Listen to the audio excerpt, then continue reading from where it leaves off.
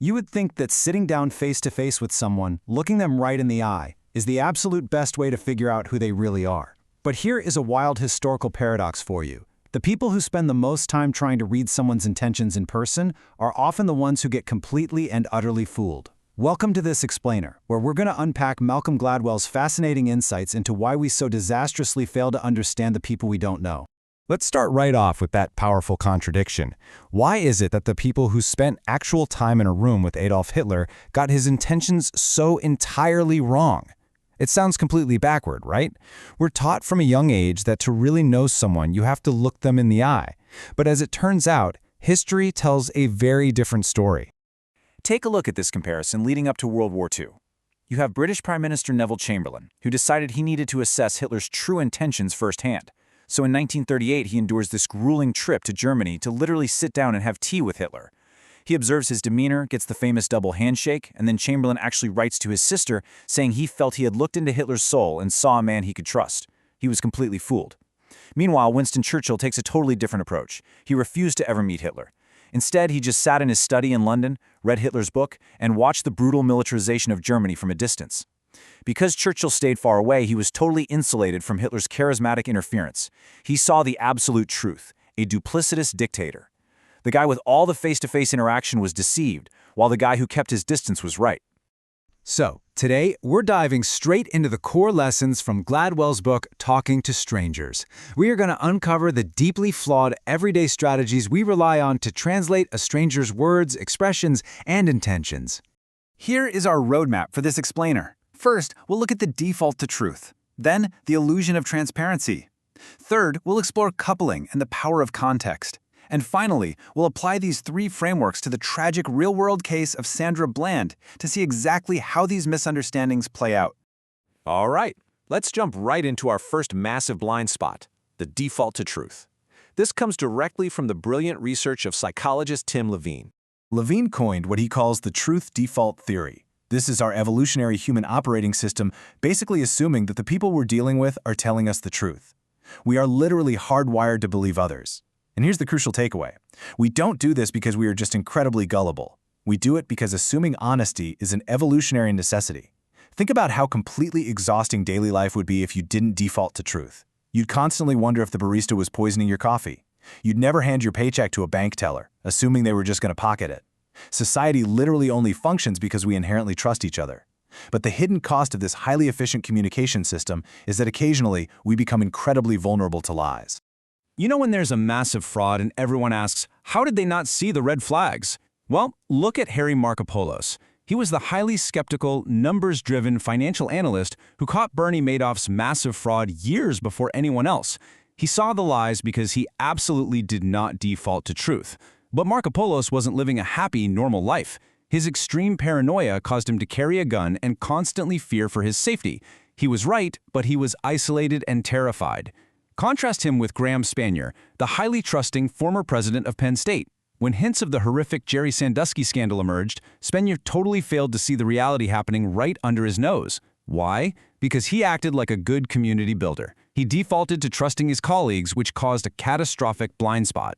We kind of think we want our leaders to be highly suspicious like Markopolos, armed and questioning everything. But Gladwell argues that human society actually requires trusting leaders who default to truth, even when it occasionally leads to total disaster. A society full of paranoid skeptics just wouldn't work. Moving right along to our second big framework, which honestly explains so much about how we misread people, the illusion of transparency. This is the widely accepted, yet completely flawed idea that a person's outward behavior is an authentic window into their inner feelings. We mistakenly believe that people's faces act like a billboard for their hearts. If you're surprised, your jaw drops. If you're guilty, you look nervous. But Gladwell points out that we've largely picked up this idea from television and pop culture, not from actual reality. Think about a sitcom like Friends. The actors are what psychologists call match senders. When Ross is sad, he looks perfectly sad. When Chandler is surprised, his face perfectly telegraphs surprise. But real life isn't an episode of Friends. In the real world, we have mismatch senders, people whose outward expressions completely contradict their inner reality. Take the infamous Amanda Knox case. She was an American college student in Italy when her roommate was tragically murdered. The police expected a very specific template of grief, right? Weeping, screaming, terror. But Amanda Knox didn't do any of that. While waiting at the police station, she was seen doing yoga stretches. She sat on her boyfriend's lap and kissed him. She was a profoundly mismatched sender. Her external demeanor did not match the internal reality of a shocked, perhaps immature, but entirely innocent young woman. Because her face wasn't a perfectly transparent billboard for her innocence, the police assumed she was a cold-blooded murderer, which led to years of wrongful imprisonment. Okay, let's look at the third massive mistake we make. It's a concept called coupling, and it's all about ignoring the specific environment where a stranger operates. Coupling is the principle that certain human behaviors are strictly coupled to very specific places, times, and contexts. We tend to view people's actions in a vacuum, completely failing to realize how their environment shapes them. A really tragic example Gladwell explores is the poet Sylvia Plath. We often assume her suicide was just the inevitable result of severe depression, but Gladwell argues her death was intensely coupled to her specific environment. Back in the 1960s, the UK used town gas to power household stoves, which was heavily laced with deadly carbon monoxide. Suicide by oven was accessible, painless, and devastatingly common. Her behavior was heavily coupled to that specific method. Years later, when the UK completely switched its infrastructure to natural gas, which isn't lethal in the same way, suicides plummeted across the entire country. People didn't just find another way to die. When the specific context was removed, the behavior often stopped completely. To put this into perspective, look at the math on crime. We usually think of criminals as inherently bad people who will just commit crimes anywhere they go. But in the famous Kansas City experiments, police mapped out city incidents and discovered that a staggering half of all crime is strictly coupled to just 5% of a city's streets. Crime doesn't just spread out evenly like water. It is tightly coupled to hyper-specific locations. If you don't understand the context, you literally cannot understand the stranger's behavior. So, what happens when all three of these psychological failures happen at the exact same time? That brings us to the tragedy of Sandra Bland. Let's walk through this timeline. On a July afternoon in 2015, Sandra Bland, a young black woman driving in rural Texas, was pulled over by a white police officer named Brian Encina. It started with a simple failure to signal a lane change. Minutes later, the interaction escalated over a lit cigarette. Moments after that, she was yanked from her car, pinned to the ground, and arrested. Just 3 days later, Sandra Bland tragically committed suicide in her jail cell. When you look at this through Gladwell's lens, this wasn't just a random argument. It was a devastating systemic collision of our failure to understand transparency, the truth default, and coupling. Let's break down exactly how each framework failed here.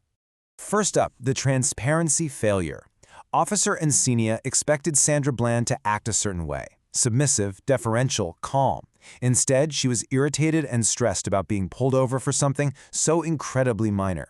She was a mismatched sender, much like Amanda Knox. Encina read her perfectly justifiable nervous energy as a lack of transparency, interpreting her mismatched demeanor as a sign she was hiding something dangerous.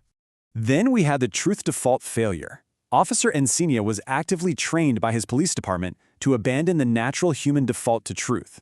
He was taught to look beyond the traffic ticket and treat every minor stop as a concealed interrogation, hunting for lies or weapons.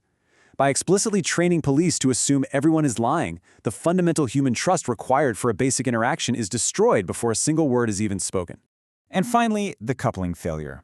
The police completely ignored context. They took an aggressive preventive patrol strategy, one that was specifically designed to find needles in haystacks in that 5% of urban streets with heavy violent crime, and blindly applied it to a completely normal, low-crime rural highway in the middle of the afternoon.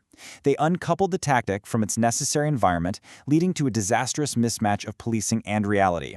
Gladwell sums up his ultimate lesson with this absolutely crucial quote: "The right way to talk to strangers with caution and humility." The truth about a stranger is remarkably fragile. If we trample in blindly demanding answers, assuming we can just read their minds from their facial expressions, we're going to destroy the very communication we are trying to achieve.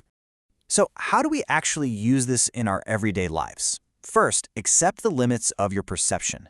Give people the benefit of the doubt instead of immediately assuming deceit. Second, allow for mismatched behavior. Recognize that not everyone shows their emotions like a sitcom actor. Your nervous coworker isn't necessarily lying to you. And third, always pay attention to the context and environment before judging someone's actions. I want to leave you with one final, provocative thought. What if we stopped trying to clairvoyantly look into the hearts of strangers and started looking at the world around them instead? Accepting that we can never fully know a stranger might just be the most important step in finally understanding them. Thanks for joining me on this explainer, and I'll catch you next time.